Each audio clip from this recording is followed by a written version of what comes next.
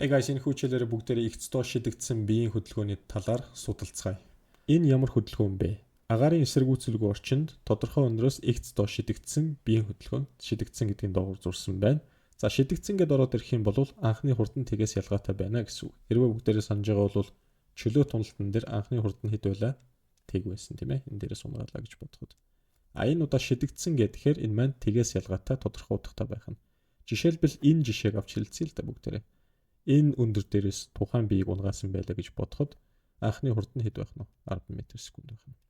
За тэр маань секунд тутамд 10 м/секундээр нэмэгдэх нэ. 1 секунд. Ингээд харсан чинь 30-аас 40 1 секунд. Чөлөө туналтан дээр ашигладаг өнөөх H, 3H, 5H, 7H, 9H гэх мэтчлэн энэ зүү тогтолцоог ашиглаж болох уу гэж асуух юм бол хариулт нь тийм. Гэхдээ яаж ашиглах вэ гэхээр энэ дээр төсөөллийг бий болгоно. Энэ дээрээс нэг тэг хурцтай эхэлсэн гээд энэ хоёрын хооронд байна шүү дээ, тэ. H өндөр явсан. Энэ хоёрын хооронд 3H, энэ хоёрын хооронд 5H, энэ хоёрын хооронд 7H гэх мэтчлэн авч үзэж болно бүгдээрээ. Энд хэд байх вэ? 5 м, 15 м, энэ доошоо 25 м, энэ 35 м. Энэ дээрээс нэг зүү тогтолцоог харж болно. Одоо жишээлбэл энэ бие дээр анхаарлаа хандуулъя. Энэ биеийн анхны хурдан хэд байна? 10 м/сек. Явсан зам нь хэд байна? 15 м буюу 5-аар илуугаз юу гэж хэлж байгаа вэ гэхээр багш нь ямар анхны хурдтай унсан. Тэрэн дээр 5-ыг нэмээд гарсан хариу маань тус биеийн туулсан замыг харуулна гэж байгаа юм. 10 дээр би 5-ыг нэмээд 15 буюу 15 м-ийг туулаад цаашаа 10 нэмэгдээд энэ зам маань ингэж ихсдэг байх нэ. Тэгвэл энэ хөдөлгөөн маань өөрөө цаад утгаараа жигд хурдсах хөдөлгөөн болно. Нэг бичээд аваарай. Түүний дараачаар нэг жишээ өгье л та багш нь. Саяны ярьсан зүү тогтол дээр. Энэ жишээлбэл 70 м/сек анхны хурдтай унжилаа гэж бодоход энэний эхний 1 секундэд туулах зам нь 70 дээр нэмэх нь 5 буюу 75 м зам туулна. Ингээд дараагийн 1 секундэд 85 м, 95 м гэх мэтчлэн ийм зүү тогтолтоогоор замыг туулдаг байх нэ. Их сонирхолтой. Окей. Энд нэг юм төсөөллийн бий байгаа гэж үзээд түүний анхны хурдан тэг гээд энэ дээрээс бүгдээрээ тооцох нь чухал байх нь энэ хоёрын хооронд 1 секунд өнгөрөх нь байна. Энд ч гэсэн мөн адилхан 2 секунд биш шүү 1 секунд энэ. Эндээс энэ хоёрын хооронд мөн 1 секунд өнгөрнө гэсэн. Тэгштэглийн хувьд яах вэ? Тэгштэглийн хувьд бүгдээрээ энд байгаа тэгштгэлүүдийг ашиглана. Багш нь өмнөх хичээл дээр хэлсэн томьёоны гаргалгаа хийхгүй гэж. Окей, яагаад ийм байгаа юм бэ? Саны хэвтээ тэнхлэгт хөдөлж исэн биеийн тэгштгэлүүд маань x тэнцүү v0 t2-1 at квадрат нэг дельта x v0 at v квадрат v0-ийн квадрат 2a x байсан. Энэний оронд өмнөх хичээл дээр үзүүлсэн шиг дельта x оронд би a шиг орлуулна энэний оронд гэсэн үг. A-гийн оронд би g-г орлуулдаг. Яагаад вэ гэхээр эдгээр маань доошоо унжаахтаа g гэсэн тогтмол хурдталтаагаар ундаг үнийг чөлөө туналтын хурдтал гэж хэлдэг. Энэ маань дэлхийн хувьд зууны 81 м/сек квадрат байдгийг дахин нэг санацгаая бүгдээрээ. Нэг ийм зүйл асууж магадгүй. Багшаа та өмнөх хичээл дээр энэ v0-үүдийн бүгдийг нь устгаадсэн шүү дээ. V0-үүдийг нь би ямар тохиолдолд устгаж ирсэн бэ гэхээр эндээс чөлөөтэй унах буюу анхны хурдан тэг байсан тохиолдолд угаасаа тэг гэд энийг тооцох шаардлагагүй устгаж ирсэн. Харин энэ сэдвийн хувьд гэвэл анхны хурдан тэгээс ялгаатай 10 м/сек гэдээ өгөгдсөн байна. Тийм учраас энэ тэгштгэл дээрээс тухайлбал h v тэг квадрат тэгштгэл дээрээс v тэгийг хасах нь өөрөө алдаа болно. 10 м/сек гэдээ өгсөн байна шүү дээ. Тэгэхээр ялгаа бол энд байгаа гэсэн үг guys. Энэ хэсэгт маш хэлбэр арга зааж өгнө. Энэ хэлбэр аргыг бол олон газар бүгдээр ашиглах учраас энэ хоёрыг бичиж аваа сайн нүдлээд аваарай. Энэ өндрийг ер нь альва нэгэн өндрийг яаж олох вэ гэхээр дундаж хурдыг хугацаагаар хуржуулна гэсэн VD гэдэг маань дундаж хурд. Энэ богинохон тэгштгэл маань бидний аминд орноо. Яагаад вэ гэдгийг дараачийн бодлогон дээр бүгдээр харах болно. Энд ямар учиртай юм бичсэн байгаа юм бэ? VI нэмэх нь VF. Өмнөх хичээл дээр хэлж байсанчлан VI гэдэг маань анхны хурд, VF гэдэг маань final velocity буюу эцсийн хурд, хуваах нь 2. Тэгвэл ингэж олон гутлаа түүнийгээ унсан хугацаагаар үржүүлчих юм бол тэр унсан өндрийг бүгдээрээ олж болдог байна.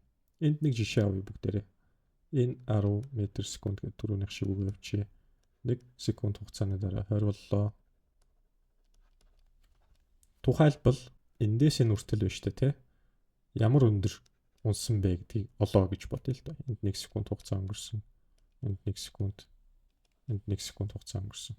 Энэ дээрх тэгштгэлийг харвал хааш гэдэг бол дундаж хурдыг үржих нь Т гэж байна. Дундаж хурдаа олъё. Дундаж хурд. Хоёр талынх нь хурдыг авна. Нэг нь 20 байна, нөгөөх нь 10 байна. 20 дээр нэмэх нь 10. Эцсийн хурд нь 20 гэсэн үг. Анхныхын хурд нь 10 гэсэн үг. Энийг хоёрт хуваах юм бол дундаж хурд гарч ирэх нэ. Хэд гарсан? 30, 15 м/сек. Үүнийг хугацаад үржүүлчих юм бол унсан өндрийг олж болох юм байна шүү дээ. H тэнцүү V дундаж гэдэг маань 15 үржих нь хугацаа нь 1 гэдэг энэ дээрээс 15 м гарч байгааг харж болно. Тухайлбал байна шүү дээ, тий. Үүрийн нийт өндрийг олооч гэсэн бол яах вэ? Хамгийн дээрээс хамгийн доод хүртэл энэ газар хүртэл ямар хэмжээний өндөртэй юм бэ? Тэрийг H' гэж чинь. H' гэдэг бол дундаж хурдыг үржих нь тэнд зарцуулсан хугацаа. Энийг ашиглая бүгдээрээ. Хамгийн анхны хурд нь хэд байна? 10 м/сек. Энд гэсэн үг. Хамгийн эцэстээ хаана утсан? Энд утсан. Тэгэхээр түүний хурд нь 40 м/сек болсон. Дундаж хурдыг олъё. Дундаж хурдын цүү 40 дээр нэмэх нь 10 хуваах нь 2 25 м/сек гарч байна. 50-ыг 2-т хуваагаад хэдэн секунд доош унсан? 1 2 3. H 25-ыг үржих нь 3. Энэ дээрээс 75 м гарах нэ. Энэ 75 м-ийг өнөөх кинематикийн тэгшгэлтэй буюу хөдөлгөөнийхөө тэгшгэлтэй орлуулад олох гээд үзье л да бүгдээрээ. Өмнөх слайдн дээр санаж байгаа бол H V тэг нэмэх нь 2-1 GT-ийн квадрат байсан. Багш нь хэлбэрчлээд G-г 10-аар аваад бодчихъя. H энэ штрих байгаа тий. Штрих. V тэг анхны хурд нь анх хөдөлгөөн эхлэхэд ихэлсэн хурд гэсэн үг. Тэр маань 10 үржих нь Т хугацаа 3. Нэмэх нь 2-1-ийг үржих нь G10 3-ын квадрат. H' 30 нэмэх нь эндээс гарах уу? 5 9 45. Ингээд 75 м гарч байгааз. Ингэж бодох нь эвтэйхэн байна уу? Ингэж бодох нь эвтэйхэн байна уу? Та бүхэн өөрсдийнхөө сонголтыг хийгээд бодоорой. Багш нь ямар тач хоёр аргыг хоёулангийн үзүүллээ. Энэ тэгштгэл маш хэрэгцээтэй тэгштэглүүд байгаа. Энэ бол хэлбэр арга. За энд нэг юм бодлого бодож үзье бүгдээрээ. Ямар бодлого вэ гэхээр 2V хурдтай байлаа гэж үзье анхны хурд нь. Энэ 4V хурдтай байлаа гэж үзье. Газарт хүрсэн чинь хурд нь 6V болсон байлаа гэж үзье. Эндээс энэ хүртэл H1 өндөр. Энэ хоёрын хооронд H2 өндөр байлаа. Бодлогон дээр юуг олох вэ гэвэл H1 H2-ын харьцаа хэд байх вэ гэдгийг асууж байлаа гэж бодъё л да. Энэ тохиолдолд энийг ашиглая. H гэдэг бол дундаж хурдыг үржих нь Т гэж бодчих бүгдээр. Окей. 2V хурдтай байж байгаа 4V хурдтай болсон байна. Тэгэхээр энэ 2T хугацаа өнгөрчээ. 4V байж байгаа 6V болсон байна. Мөн 2T хугацаа өнгөрсөн байна. Окей. VD дундаж хурдыг яаж олох вэ бүгдээр? Анхны хурдан дээр эцсийн хурдыг нэмээд 2 туу. 2V үржих нь 2T.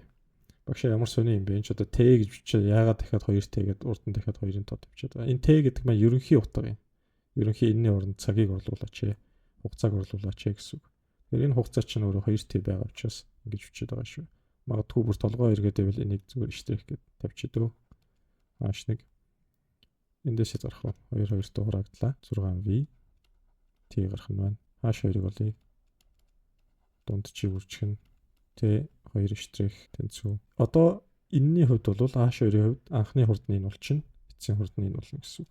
4V 6V 2 үржих нь 2T хураагдлаа. 10V T болох нэ. H1-ийг хуваах нь H2 энд 10V T байгаа. Энд 6V T байгаа. Эдгээр нь ингээд хоорондоо хураагдаад 5-ны 3 гэсэн харьцаа гарч ирэх нь. Энэ хэсэгт бүгдээрээ тухайн хөдөлгөөний графикыг хэрхэн яаж зурах талаар ярилцъя. Графика зурхаас өмнө чөлөө туналчийг хоёр нөхцөл авч хэлцээ. доош чиглэлийг хасах анхны байрлалыг тэг. Энд нэг юм бит байла. Тодорхой хэмжээний анхны хурдтай. Жишээлбэл 10 гэдэг хүчээ. Доошоо унж байгаа. Ингээд тэгвэл энэ доошоо чиглэлийг сөргөөр аваад хэрвээ дээш явж исэн бол энийг эргээр авах нэ. Нэмэх хасах гэсэн үг. Мөн яг энэ анх унж эхэлсэн энэ байрлалыг бүгдээрээ тэгээр авах нь. За ингэж бодоод байрлал хугацаа, хурд хугацаа, хурдтал хугацааны графикуудыг нь зурж үзүүлээ багш. Тэглэхээ зуръя. Байрлал хугацааны график нь жигд хурцах хөдөлгөөн учраас доошоо харсан график байна. Яагаад хугацааны тэнхлэхийн доор зурагдаад байгаа юм бэ гэхээр хасах чиглэл рүү явж байгаа учраас энд тэг байна. Тэгээд энд тодорхой тээний хугацаа өнгөрөхөд хасах өндөрт очсон гэж үзээд ингээд зурчих бүгдээ. Хурд хугацааны график энд тэг байна. Чөлөө туналтай хүүд бүгдээрээ тгээс ахуулаад доошоо юм ташуу зурж исэн бол энэ удаад энэ анхны хурд чинь өөрөө тэг биш байхгүй юу? Тодорхой хэмжээний утгатай гэсэн үг. Тэгэхээр бүгдээрээ 0-оос зурхгүй хасах v тэг буюу анхны хурднаас зурна. Хасах гэдэг маань юуг илэрхийлэх вэ? Хасах чиглэлд бууж байгааг илэрхийлнэ. Энэ эцсийн хурд ингээд энэ хоёрын хооронд ингэж зурна л гэсэн үг. Хурдтал хугацааны график хамгийн амархан нь шүү дээ. Учир нь гэвэл сөрөг чиглэл тогтмол хурдталтай байдаг учраас ийм шулуун зуршихад хангалттай. Тэ нэг. Графикууд маань ийм байдаг байна. Залуусаа сэдвээ баттгах үүднээс бүгдээрээ хит хитэн жишээ бодлого бодож үзье. Жишээ 1. Чулууг 80 м өндөөс ихс доош V-ийг анхны хурдтай шидсэн байна. Чулуу 2 секунд хугацааны дараа газарт хүрсэн бол анхны хурдыг тооцоол газарт хүрэх үеийн хурдыг бол хөдөлгөөний сүүлийн 1 секунд хугацаанд ямар зам туулсан бэ гэж асуусан байна. Агаас нэхлээ зуръя. Анхны хурдыг тооцоолохын тулд бүгдээрээ хялбар арга ашиглая. Хаш дундаж хурдыг үржих нь хугацаа байсан. Дундаж хурд маань энэ зурган дээрээс анхны хурд V-ийг эцсийн хурд тэр маань V энэ гэсэн үг. Хуваах нь 2 үржих нь T. Энэ маань хэдтэй тэнцвүү 80 м-тэй тэнцвэн. Эцсийн хурдыг анхны хурдаар илэрхийлж болно шүү дээ. Яагаад вэ гэхээр 2 секунд өнгөрсөн юм байна. Унаад 2 секунд өнгөрөхөд секунд тутамд хурд маань 10 10-аар нэмэгдэн шүү дээ, тийм ээ. Тэгэхээр энэ доод талын эцсийн хурд нь өөрөө V-ийг дээр нэмэх нь 2 үржих нь 10 буюу 20 болно гэсэн үг. Ингээд орлуулын үнийг хааш тэнцвүү V-ийг нэмэх нь 20 хуваах нь 2 үржих нь T хугацаа. Ааш маань 80 м 2v0 нэмэх нь 20 үржих нь хугацаа маань 2 секунд энэ хоёр хоорондоо хураагдах нь байна. Энэ дээрээс 2v тэг гэдэг бол 60 буюу 30 м/сек болж хариу гарах нэ. Энэ 30. Чулуу газарт хүрэх үеийн хурдыг олооч ээ. Амархан 30 гээд болцсон юм чи. 30 дээр нэмэх нь 20 буюу 50 м/сек. Хөдөлгөөний сүүлийн 1 секунд хугацаанд ямар зам туулсан бэ? Эцсийн хурдыг харъя. 50. Энээс 5-ыг хасчихад л гараад ирсэн. 50-аас хасах нь 5 буюу 45 м замыг туулна. Энийг бас олж болж чинь бүгдээрээ яаж олж болох вэ гэхээр 80 м өндрийг хааш 1 хааш 2 гээд хоёр хэсэгт хуваачи. Хааш 1-ийг эхний 1 секундэд хааш 2-ыг дараагийн 1 секундэд туулсан байлаа гэж үзээд томьёогоо ашиглаад бүгдээрээ бодъё л доо. Энэ доошоо ямар хурдтай унсан бэлээ? 30 м/сек. Хааш 1 V тэг T нэмэх нь 2-1 GT-ийн квадрат. Хааш 1 гэдэг бол 30 м/сек. Энэ гэсэн үг үржих нь 1 секунд энд байна. 2-1 G маань 11-ийн квадрат. Хааш 30 дээр нэмэх нь 5 35 м. Хааш 2-ыг яаж болох вэ? 80-аас хасаад болж шít. 45 м.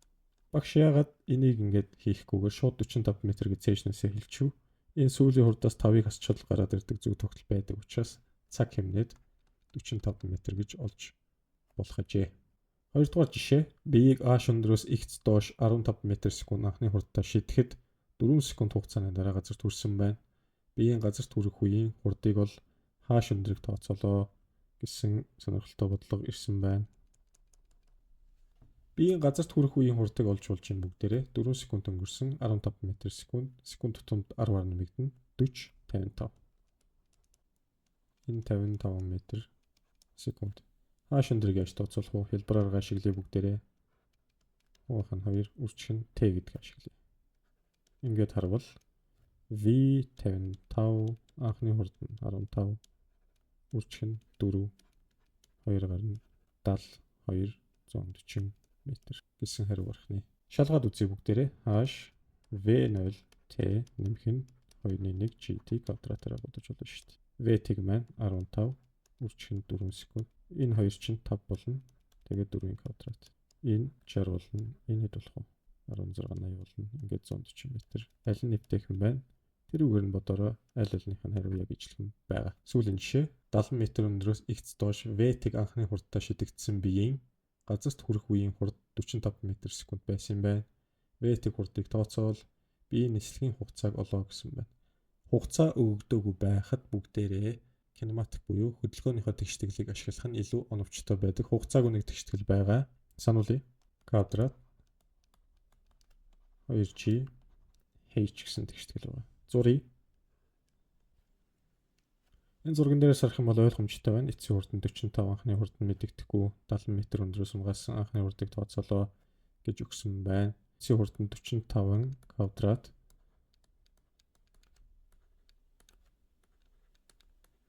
70 шууд бичлээ багш. 45 квадрат миний санаж байгаагаар 2025 байх учиртай 14400 квадрат 2025-аас хасах 1400 V-ийг